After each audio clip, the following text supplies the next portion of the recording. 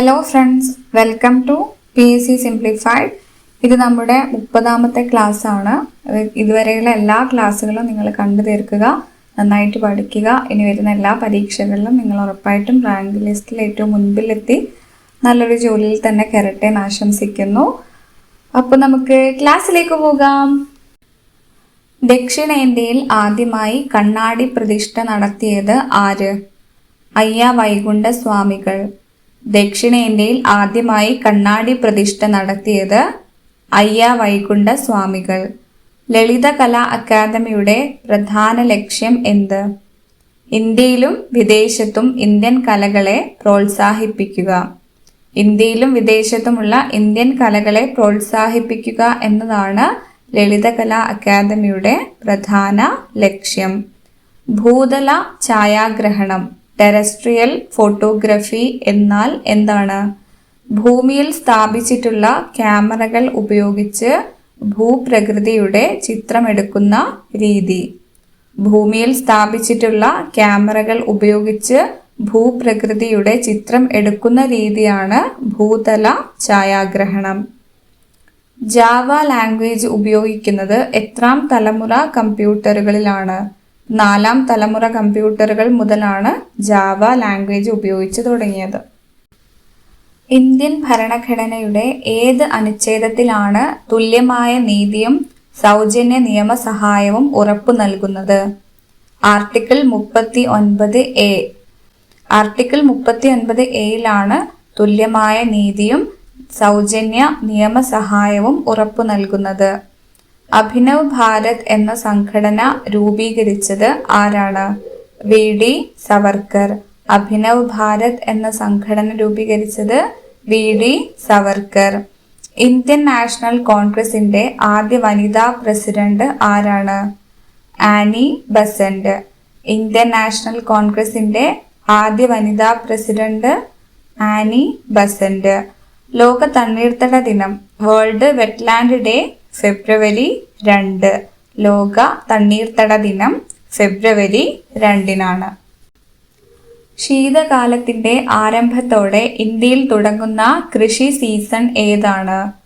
റാബി. ശീതകാലത്തിന്റെ ആരംഭത്തോടെ ഇന്ത്യയിൽ തുടങ്ങുന്ന കൃഷി സീസണാണ് റാബി. റാബി വിളകളുടെ വിളവെടുപ്പിന് ശേഷം ആരംഭിക്കുന്ന ചെറിയ കൃഷി കാലയളവ് ഏതാണ്? സൈദ് വിളകളാണ്. റാബി വിളകളുടെ വിളവെടുപ്പിന് ശേഷം ആരംഭിക്കുന്ന ചെറിയ കൃഷി കാലയളവാണ് സൈദ്. അതിനകത്താണ് പഴം, പച്ചക്കറികളൊക്കെ അടങ്ങിയിരിക്കുന്നത്. തെക്കു പടിഞ്ഞാറൻ മൺസൂണുമായി ഒത്തുപോകുന്ന ഇന്ത്യയിലെ കൃഷി സീസൺ ഏതാണ്? ഖാരിഫ്. തെക്കു പടിഞ്ഞാറൻ മൺസൂണുമായി ഒത്തുപോകുന്ന ഇന്ത്യയിലെ കൃഷി സീസൺ ഖാരിഫ്. ഇന്ത്യയിൽ COVID-19 വാക്സിനേഷൻ ആരംഭിച്ചത് എന്നായിരുന്നു? 2021 ജനുവരി 16. ഇന്ത്യയിൽ COVID-19 വാക്സിനേഷൻ ആരംഭിച്ചത് 2021 ജനുവരി 16.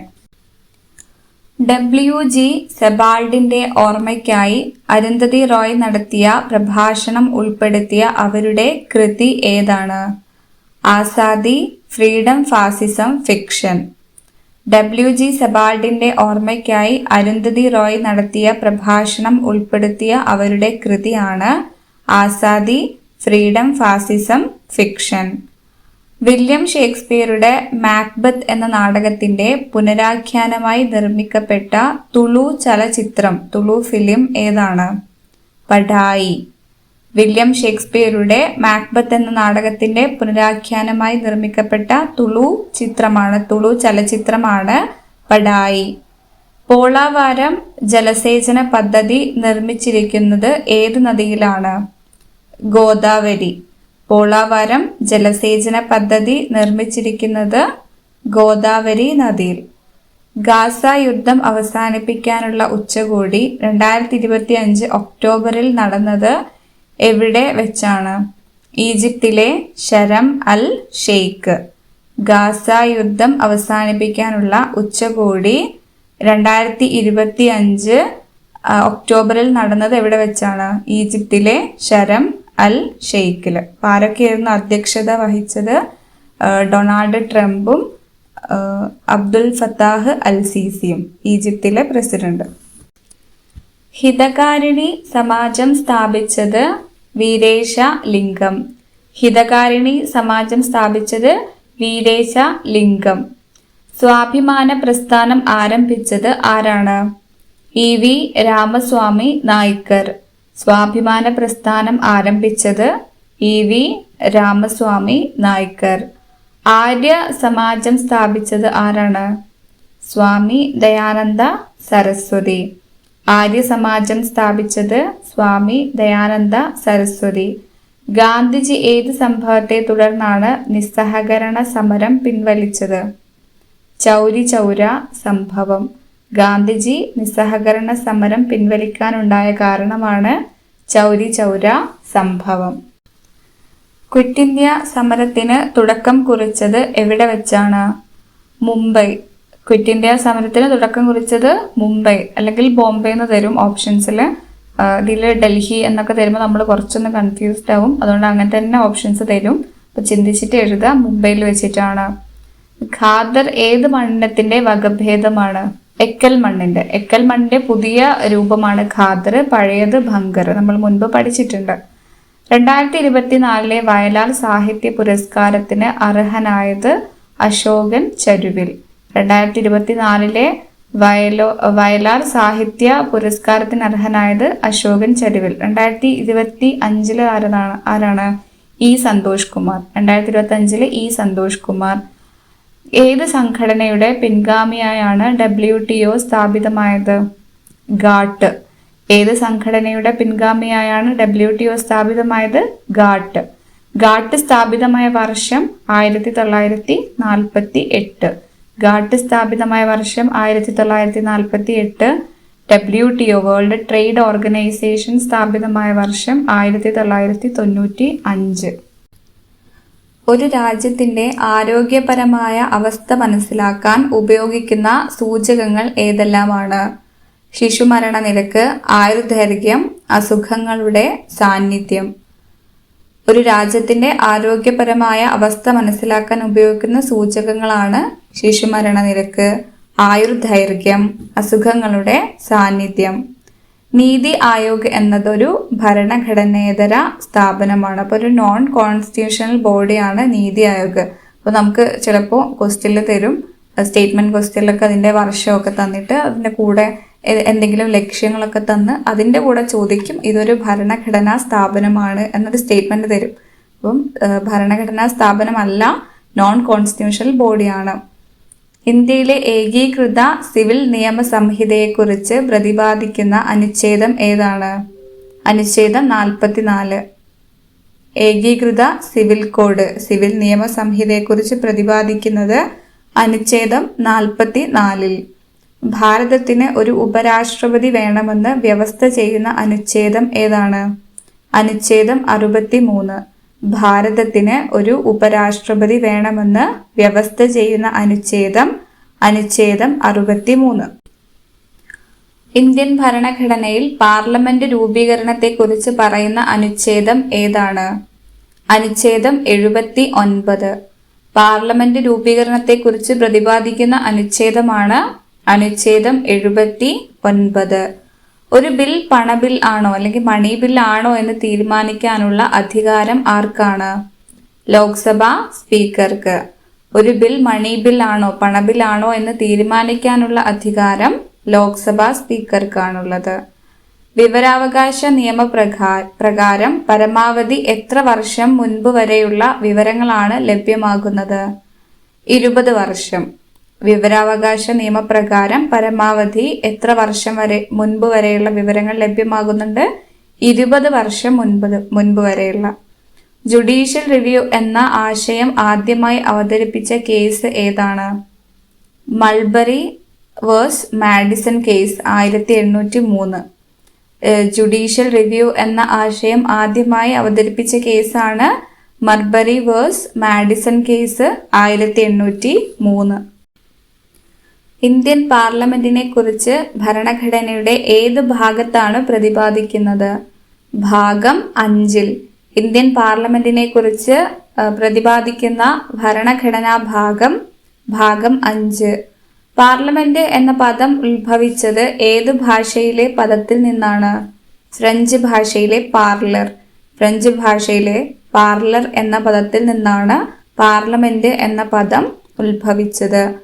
മതപരമായ കാര്യങ്ങൾ നിയന്ത്രിക്കാനുള്ള അവകാശം നൽകുന്ന അനുച്ഛേദമാണ് അനുച്ഛേദം 26.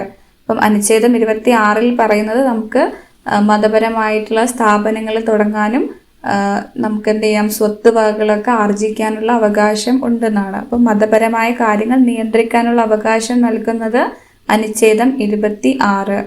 പാർലമെന്റിലെ ഒരു സെഷൻ അവസാനിപ്പിക്കുന്ന നടപടി എങ്ങനെ അറിയപ്പെടുന്നു? പ്രൊറോഗേഷൻ.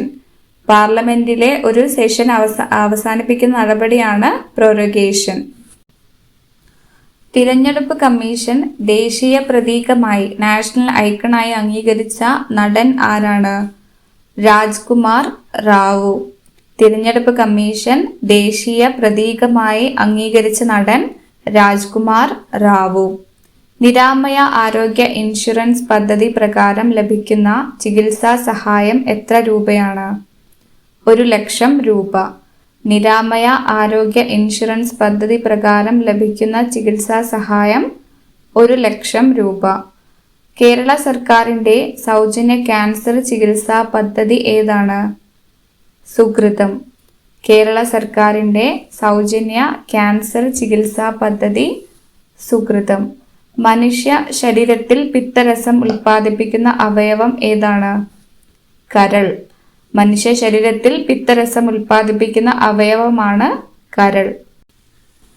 പിങ്ക് റിബൺ ഏത് രോഗത്തിന്റെ ബോധവൽക്കരണ പ്രതീകമാണ്? സ്തനാർബുദം. പിങ്ക് റിബൺ സ്തനാർബുദത്തിന്റെ ബോധവൽക്കരണ പ്രതീകമാണ്. കേരളത്തിലെ മരണാനന്തര അവയവദാന പദ്ധതിയുടെ പേരെന്താണ്? മൃതസഞ്ജീവനി. കേരളത്തിലെ മരണാനന്തര അവയവദാന പദ്ധതിയുടെ പേര് മൃതസഞ്ജീവനി. ഹൈഡ്രോളിക് ബ്രേക്കുകളുടെ പ്രവർത്തനത്തിന് ആധാരമായ നിയമം പാസ്കൽ നിയമം. ഹൈഡ്രോളിക് ബ്രേക്കുകളുടെ പ്രവർത്തനത്തിന് ആധാരമായ നിയമം പാസ്കൽ നിയമം. മൊബൈൽ ഫോണുകളിൽ ഉപയോഗിക്കുന്ന വൈദ്യുത കാന്തിക തരംഗങ്ങൾ ഏവ? മൈക്രോവേവ്സ്. മൊബൈൽ ഫോണുകളിൽ ഉപയോഗിക്കുന്ന വൈദ്യുത കാന്തിക തരംഗങ്ങളാണ് മൈക്രോവേവ്സ്. ഇന്ത്യയിൽ പ്രോജക്റ്റ് ടൈഗർ ആരംഭിച്ച വർഷം 1973. ഓപ്ഷനിൽ എന്തായാലും 72 ഉണ്ടാവും. അപ്പം നമുക്ക് തോന്നും അതാണെന്ന്. അങ്ങനെയല്ല, 1973 ഇന്ത്യയിൽ പ്രോജക്റ്റ് ടൈഗർ ആരംഭിച്ച വർഷം. ദേശീയ കടുവ സംരക്ഷണ അതോറിറ്റിയുടെ അധ്യക്ഷൻ ആരാണ്? കേന്ദ്ര വനം പരിസ്ഥിതി വകുപ്പ് മന്ത്രി. ദേശീയ കടുവ സംരക്ഷണ അതോറിറ്റിയുടെ അധ്യക്ഷൻ കേന്ദ്ര വനം പരിസ്ഥിതി വകുപ്പ് മന്ത്രി. ഒരു പ്രദേശം ദേശീയോദ്യാനമായി പ്രഖ്യാപിക്കുന്നത് ഏത് നിയമപ്രകാരമാണ്? 1972 വന്യജീവി സംരക്ഷണ നിയമം. ഒരു പ്രദേശം ദേശീയോദ്യാനമായി പ്രഖ്യാപിക്കുന്നത് 1972 വന്യജീവി സംരക്ഷണ നിയമം. ഇന്ത്യയിൽ ഏറ്റവും കൂടുതൽ വനാവരണമുള്ള സംസ്ഥാനം ഏത്? മധ്യപ്രദേശ്. ഇന്ത്യയിൽ ഏറ്റവും കൂടുതൽ വനാവരണമുള്ള സംസ്ഥാനം ഏതാണ്? മധ്യപ്രദേശ്. കേരളത്തിലെ ആദ്യത്തെ കമ്മ്യൂണിറ്റി റിസർവ് ഏത്? കടലുണ്ടി വള്ളിക്കുന്ന്. കേരളത്തിലെ ആദ്യത്തെ കമ്മ്യൂണിറ്റി റിസർവാണ് കടലുണ്ടി വള്ളിക്കുന്ന്. ഇന്ത്യൻ വന നിയമം നിലവിൽ വന്ന വർഷം 1927. ഇന്ത്യൻ വന നിയമം 1927. വനം വന്യജീവി സംരക്ഷണ നിയമം 1972. ഓക്കെ. പിന്നെ കേരള വന നിയമം ഏത് വർഷമാണ്? 1961. കേരളത്തിലെ ആദ്യത്തെ റിസർവ് വനം കോന്നി. കേരളത്തിലെ ആദ്യത്തെ റിസർവ് വനം കോന്നി. ഇനി നിങ്ങൾക്കുള്ള 4 ചോദ്യങ്ങളാണ്. ചോദ്യം 1. റെഡ് ഡാറ്റ ബുക്കിൽ കറുത്ത നിറത്തിലുള്ള പേജുകൾ എന്തിനെ സൂചിപ്പിക്കുന്നു? ഓപ്ഷൻ എ വംശനാശ ഭീഷണി നേരിടുന്നവ. ഓപ്ഷൻ ബി വംശനാശം സംഭവിച്ചവ. ഓപ്ഷൻ സി അപൂർവമായി കാണപ്പെടുന്നവ. Option D സംരക്ഷിക്കപ്പെട്ടവ. ചോദ്യം 2. വൈൽഡ് ലൈഫ് ഇൻസ്റ്റിറ്റ്യൂട്ട് ഓഫ് ഇന്ത്യയുടെ ആസ്ഥാനം എവിടെയാണ്? Option A Bhopal, option B Nagpur, option C Dehradun, option D Shimla. ചോദ്യം 3. വിവരസാങ്കേതിക നിയമത്തിലെ ഏത് സെക്ഷൻ പ്രകാരമാണ് ഡാറ്റ സുരക്ഷാ വീഴ്ചയ്ക്ക് നഷ്ടപരിഹാരം ആവശ്യപ്പെടാൻ കഴിയുന്നത്? Option A section 43A, option B section 66, option C section 67, option D section 70. ചോദ്യം 4. സൈബർ ഭീകരതയ്ക്ക് നൽകുന്ന ശിക്ഷയെക്കുറിച്ച് പറയുന്ന IT നിയമത്തിലെ സെക്ഷൻ ഏതാണ്? Option A section 66C, option B section 66E, option C section 66F, option D section 67A. നിങ്ങൾക്ക് തന്നിരിക്കുന്ന ചോദ്യങ്ങളുടെ ഉത്തരങ്ങൾ നിങ്ങൾ കണ്ടെത്തി കമൻറ്റ് ചെയ്യുക. ഇത്രയാണ് ഇന്നത്തെ ക്ലാസ്. നിങ്ങൾക്ക് ഇഷ്ടപ്പെട്ടിട്ടുണ്ടെങ്കിൽ ഉറപ്പായിട്ടും ലൈക്ക് ചെയ്യുക. ഉപകാരപ്പെടുന്ന ആളുകളിലേക്ക് നിങ്ങൾ എത്തിച്ചു കൊടുക്കണം. ചാനൽ സബ്സ്ക്രൈബ് ചെയ്തിട്ടില്ലെങ്കിൽ നിങ്ങൾ സബ്സ്ക്രൈബ് ചെയ്യുക. ഉടനെ തന്നെ നമ്മൾ കറണ്ട് അഫയേഴ്സും കൂടെ ഉൾപ്പെടുന്ന വീഡിയോസ് അപ്ലോഡ് ചെയ്യുന്നതാണ്. എല്ലാവരും നന്നായിട്ട് പഠിക്കുക. അപ്പോൾ അടുത്ത വീഡിയോ നാളെ അപ്ലോഡ് ചെയ്യും. അതുവരേക്കും ബൈ ഫ്രണ്ട്സ്.